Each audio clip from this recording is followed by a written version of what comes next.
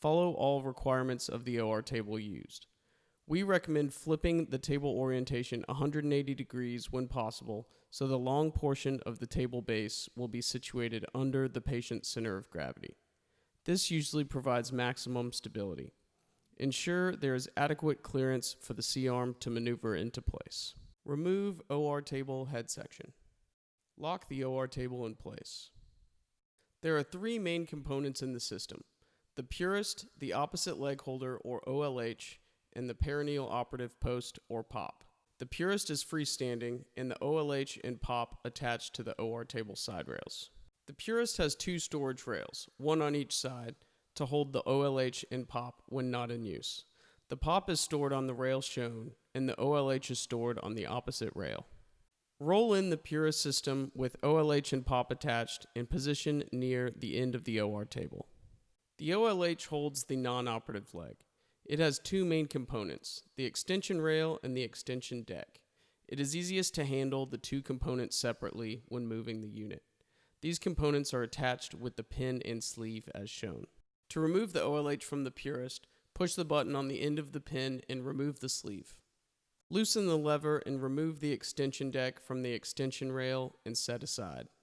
Remove the extension rail from the storage rail. Slide the extension rail onto the non-operative side OR table side rail. Do not tighten the levers at this time. The POP attaches to the operative side of the OR table and holds the patient in place during the operation. It has three main components: the post itself, the femoral support, and the adapter rail. The star grip knob holds these components together. Wing nuts are used to secure the POP to the OR table side rail. Remove the POP from the storage rail. Loosen the star grip knob and remove the adapter rail. Slide the adapter rail onto the operative side OR table side rail. Do not tighten the wing nuts at this time. The initial setup for a left anterior hip case is now complete.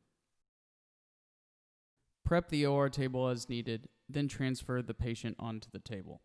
Wrap the patient's leg with Coban from the foot to the upper shin.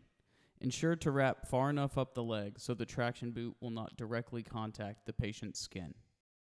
Repeat this process for the other leg. Ensure the Coban is evenly wrapped. Next, put boot liners on the patient's feet. These create a more secure traction boot fit and can reduce the risk of pressure points from the traction boots. Flip the boot liner inside out and roll it over and around the foot. This will help ensure the heel is fully seated in the liner. Roll the excess foam over itself and hold the liner in place. Another staff member can then wrap the boot liner in more Coban. This will secure the liner and keep the foot from slipping within the traction boot. Repeat this process for the other leg. Undo all straps on each traction boot. The operative and non-operative boots are identical and interchangeable. These boots have a deep heel cup to securely hold the foot during the operation. Slide the foot into the traction boot. Flex the knee and push on the bottom of the boot to ensure the heel is fully seated. Ensure the traction boot flaps are free and not folded under the foot. First, secure the strap over the ankle. This strap is the most important for holding the foot in place. To tighten the strap, pull down firmly, then lay the strap back over itself to secure the Velcro. There is no need to pull up firmly on the strap, as this could damage the metal clasp on the boot.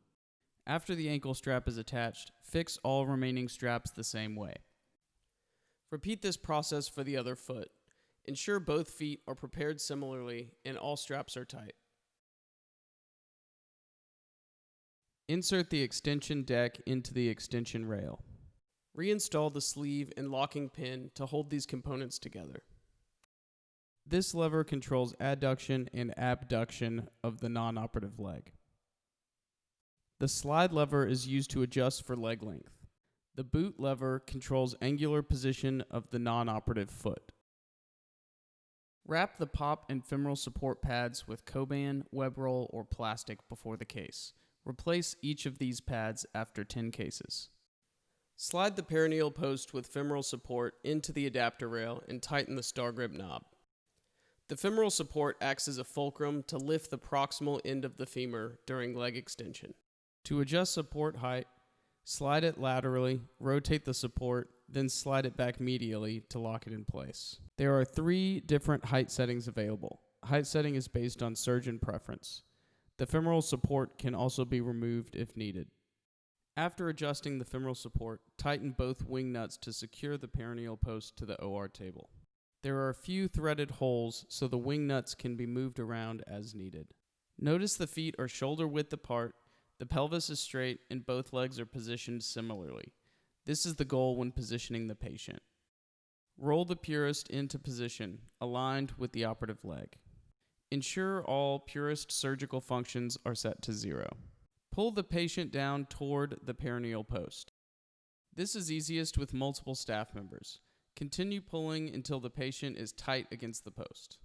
Adjust the OLH for proper leg length by sliding it along the OR table side rail. You can also use the slide lever on the ball heel slider to adjust for leg length. It is best to leave a few inches between the ball heel slider and the stop screw to allow for further adjustment. Attach the traction boot to the OLH boot holder. This is done by guiding the lower fixing knob into the lower recess, then guiding the upper fixing knob into the upper recess. You will hear an audible click when it locks into place. Tighten both boot and slide levers on the ball heel slider and both levers on the extension rail. Adjust leg position as needed and tighten this lever as well to hold the leg in place. After tightening the lever, you can change the position of the handle by pulling it out and rotating it as needed. All IoT levers have this functionality. Attach the operative boot to the boot holder on the PURIST. This is done in the same manner as before, using the upper and lower fixing knobs. With the boot clipped into the middle position, maximum boot rotation is 120 degrees. If you clip the boot into the plus 20 degree position, maximum external boot rotation of 140 degrees is possible. With adduction set to 40 degrees and boot rotation set to 140 degrees, 180 degrees of total external rotation is possible. To remove either boot from the PURIST or OLH, pull the black knob and pull up on the traction boot. After both boots are attached, use the height adjustment hand wheel to match the height of the operative and non-operative boots. Make any necessary adjustments on the OLH. Pull back on the PURIST to further ensure the patient is tight against the post and the pelvis is straight and not tilted in either direction. Confirm correct patient leg position. Notice the PURIST is aligned with the OR table, the pelvis is straight, and the feet are shoulder width apart. Secure the PURIST in place by locking all 4 casters. 2 suction cups help keep the PURIST in place and add stability. To engage the suction cup, first pull out the red boom as far as possible. Stand on the boom with your inner foot to press down on the suction cup, then flip the lever with your outer foot to engage it. Repeat this process for the other suction cup. The suction cups have vacuum indicators to show if they are properly engaged. Ensure both are properly engaged before the operation. If the vacuum indicator pops up and shows red, clean the bottom of the suction cup and the OR floor and try again. Avoid placement between tiles as this can affect the suction cup's ability to adhere to the floor. Unlock the pendulum locking lever by pulling up and rotating it a quarter turn. This will allow the pendulum to swing out and follow the natural arc of the leg during extension. Ensure the star knob securing the height setting device to the chassis is tight. Roll the drape and clip it to the drape holder to create a free space for the operator to clearly see and easily access all PURIST surgical functions. Review the pre-op checklist before the case and ensure the following have been done. All surgical functions set to neutral. Feet are properly prepared. Both feet are at the same height. The patient is correctly positioned. All levers and knobs are tight. Femoral support is set to desired height. Casters are locked and suction cups are engaged.